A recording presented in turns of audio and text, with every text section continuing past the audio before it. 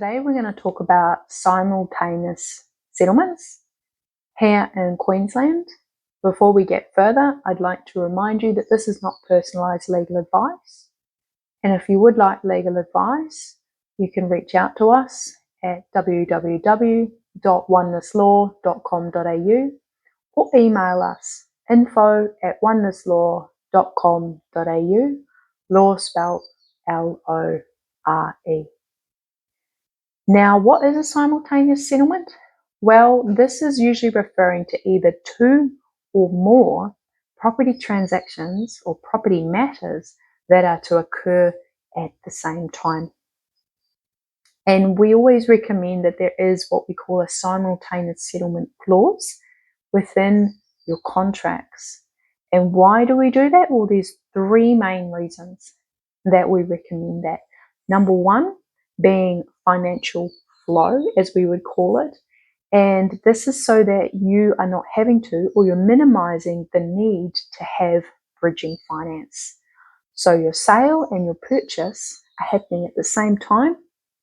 And if the sale happens first and then the purchase later, that might be okay. But if the purchase happens before the sale, then you're going to need bridging finance, right?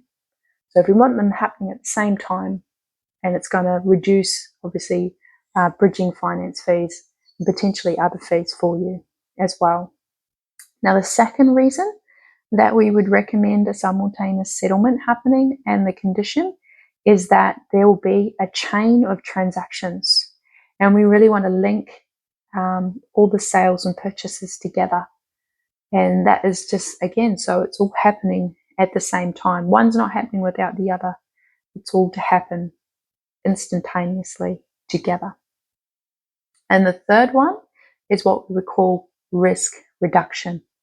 And that is minimizing the risks of either A, not having somewhere to live, whether it be a day or a week or a month, B, and or without funds, and then C, breach of contract.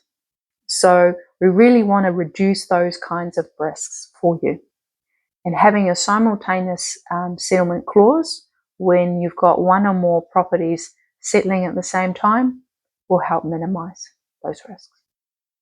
You know, we really want things like very clear contracts, very clear drafting of the clauses. It's got a breakdown of step by step. It might be part of the clause is talking about to get a contract. The next part is that contract becoming unconditional. And then the final part being that it's to settle at the same time as your other related property matter.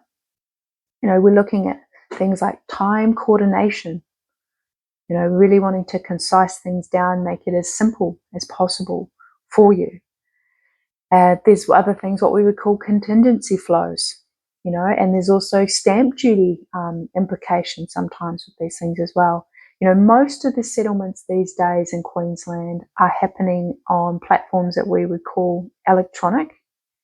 But even if you remember not too long ago, back in the day, as we would say, there used to be paper settlements.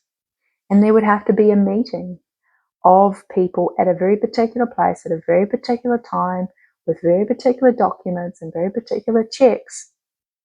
And sometimes there could be 5 or more related transactions all going on, and your matter just happens to be related to them, you know, so they'd be having to arrange settlement to be happening with physical people in physical geographical locations, with physical documents and physical money, you know, checks.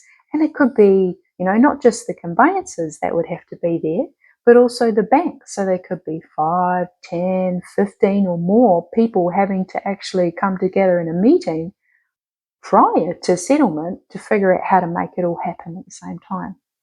Now that it's electronic, it's much easier, it's much more simplified.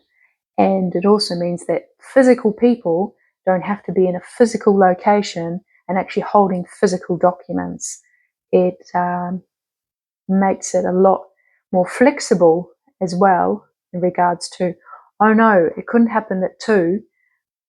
it's going to happen at 2:15 instead, and it would just roll over. Nowadays, anyway, it would roll over. It makes it a lot easier instead of people having to pick up the phone and be on hold for half an hour, 2 hours, trying to rebook it for another time. And yeah, it's just much easier to risk mitigate these days with the electronic settlements. If you've got any questions and you have, a similar sort of situation that's about to happen, or you're in it, it's happening, you've got 2 properties, a sale and a purchase going on, then contact us. We've got a property solicitor here, and they oversee these kinds of matters all the time. And we'll take care of the majority of the risks for you so that you have less stress to carry yourself. And we hope to hear from you again soon.